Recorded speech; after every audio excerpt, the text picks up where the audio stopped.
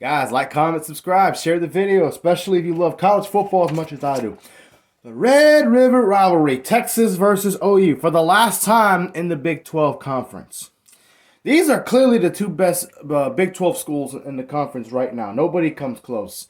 You do have West Virginia out there who's 4-1, by the way. Shout out to West Virginia, but I mean, it's pretty obvious. These are the two best teams in the Big 12. Two of the best teams in the country.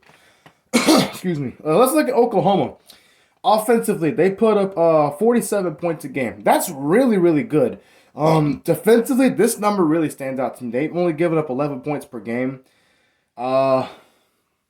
This is going to be a really hard game for me to pick because OU is on fire.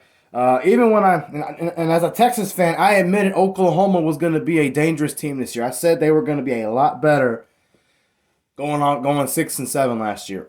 And the loss to Florida State had problems with them. They were supposed to win that game by like 9-10 points, I think it was, and they only ended up winning by a field goal.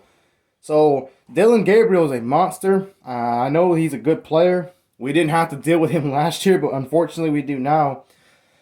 Texas, they do have Quinn Ewers still. They have a really nasty defense. This is a really hard game for me to decide because Texas is Texas. They've done so good this year at running the football.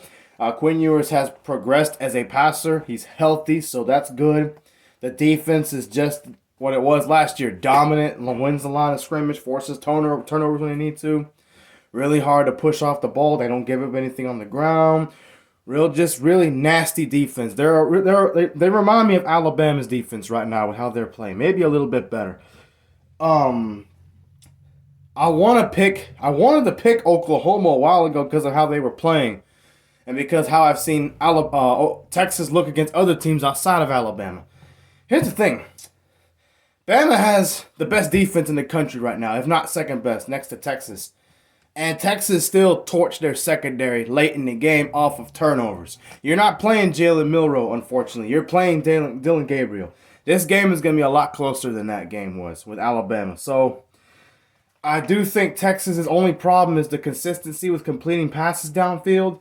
I think the defense for Texas, the running game Texas has without Bijan Robinson, despite that, I do think their third down defense is good enough to slow down Oklahoma and that passing game from Dillon Gabriel and the running game.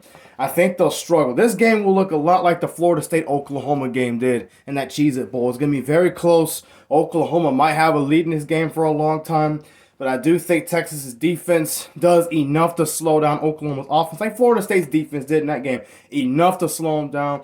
I think Quinn Ewers does pretty well in this game. He's not going to do what he did last year, airing it out anywhere he wants.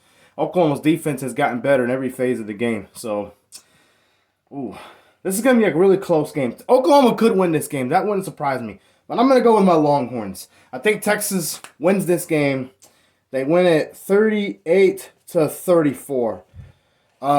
Again, Oklahoma, if they win this game, I wouldn't be too shocked. They're a really good football team. But I just think Texas is better in terms of talent on both sides of the ball. I do think Oklahoma's defense will play hard. They just don't have the talent on both sides of the ball. Offensively, they do, clearly. But on both sides of the ball like Texas does. So I think that will come back to hurt them. A.D. Mitchell will make a big impact on this game as well.